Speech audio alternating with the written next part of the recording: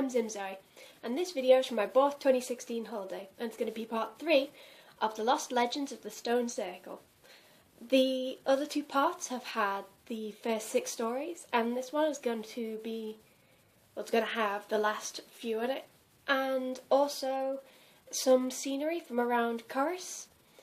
And at the end I'm going to tell you about a little story that actually happened on the day. Once there was a wise man, as foolish as a kite without a string. What do I mean? Listen to the tale. It makes more sense than I.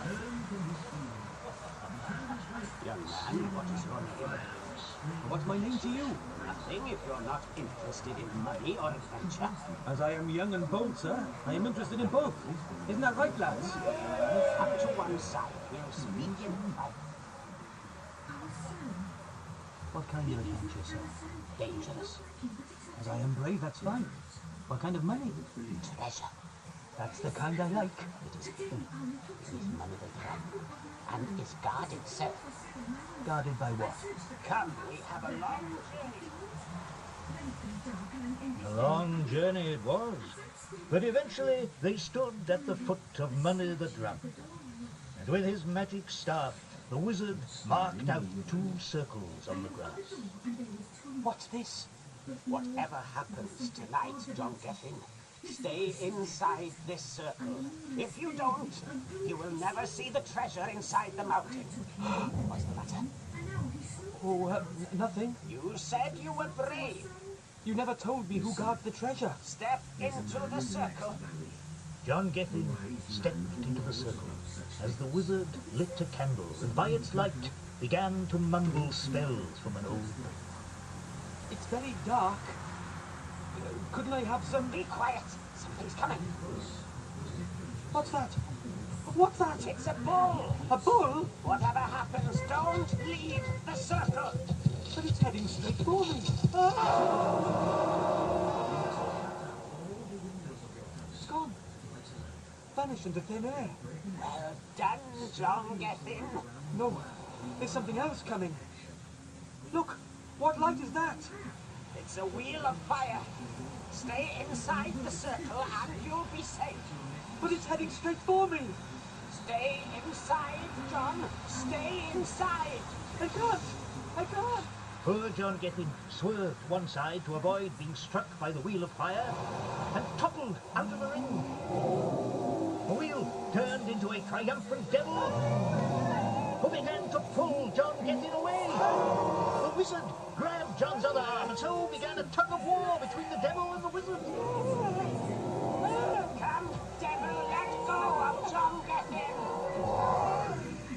I am stronger than you, wizard. Look! I have a lighted candle. Let John Gethin stay with me. At least as long as this candle lasts. You will leave my treasure alone. Yes. We will search for it. No more. Very well. The devil let go of John Gethin, and as he did so, the cunning wizard blew out the candle.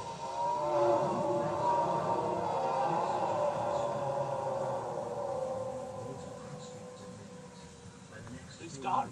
You saved my life. Thank you. Don't thank me yet, John Gethin. You are still in peril. Why? You will only live as long as this candle lasts. So be careful. Take it home, and don't let anyone light it. John Gethin went home. He put the candle in a cool, safe place, and although it was never lighted, he noticed that every day it seemed a little smaller. Oh, no. No. No. Who's there? Who's there? John Gethin was so frightened he took to his bed, and as the candle wasted away, so did he. He got smaller and smaller and smaller. My name is John Gethin. They both came to an end at the same time.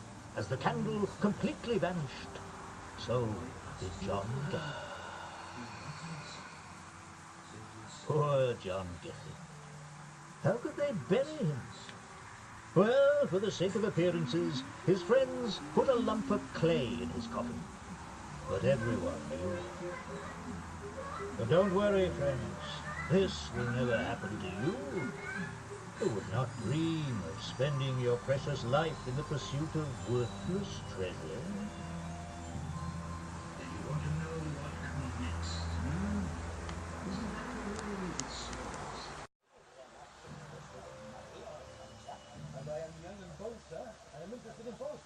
Isn't that right, lad?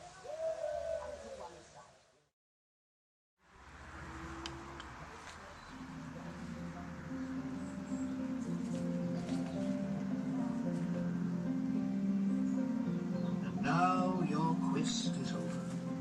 And still you ask, who am I? I am the keeper of the tales.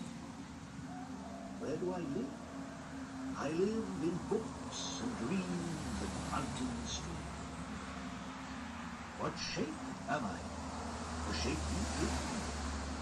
I am nothing but a voice, a breath of wind. I am the other history of half-forgotten folk. I am the spirit of the story, the beginning, middle, end. I am a rock and a wisp of smoke. Thank you, friends, for listening to these tales which come from every part of the world. With every tale told from this rich store, we all grow stronger than we were before. So, farewell. Return one day, and I will tell you more.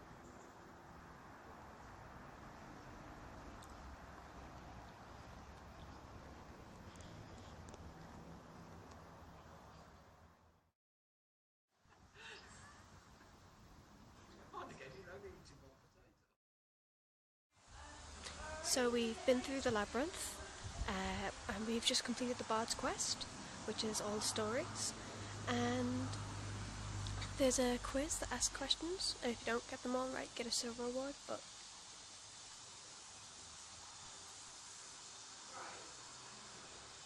I still get a decent shot of that dragon as well. Well, I hope you've enjoyed today's, and have a nice day. Now, usually it would end when I say, have a nice day. And I thought that's where I was going to stop this video. However, I had no idea what was going to happen next. Because to get to Corris and King Arthur's Labyrinth, we had to go from Borth to a place called Mac by the train, and then grab a bus from there all the way to Corris. And on the way back, we checked the times for the buses, and I think it was like 1 every hour. And so we went out and we checked the time. We thought, well, we've got like half an hour until the next bus arrives. So we'll go back, have a look at a few things, and come back about 10 minutes before the bus is due to arrive. So we did. And we stood there for 10 minutes. No bus. So we stood there for another hour. An hour, 10 minutes. Turns out they'd missed out a bus. Now, you'd think we've waited an hour, so the next bus should be due right then. However, there seems to be a rule with the buses that they come every hour except the hour you need it. So, it was like 4, 5, 7. So we'd waited an hour and the next one wasn't due for 2 hours after that. And we were just like, how are we going to get home? Even if we get, like, another bus to Mac, we've missed the last train to Borth. There's no way we can get back now. And so we were just like, ugh, and especially after waiting an hour, and the bus stop is literally just like a signpost. So it's got no seats or anything, and the floor's all wet because it's been raining, so we can't sit down, and we're both tired. And so we thought, we'll hitchhike. Now, I have... Oh, sorry, my hair is really bugging me today. 1 minute, give me a minute to fix my hair. That's better. So, we were going to hitchhike, and we just thought, well, we're not waiting here for another 2 hours, and so neither of us have hitchhiked before, but we saw a car, we stuck our thumb out, and the first car we did it stopped. And it was a lovely woman who was just coming from the Corris Art Centre, which was just before the Labyrinth and the Maze. And she'd done this huge piece of artwork for one of the shops. And she turned around to us and said she'd never picked up a hitchhiker before.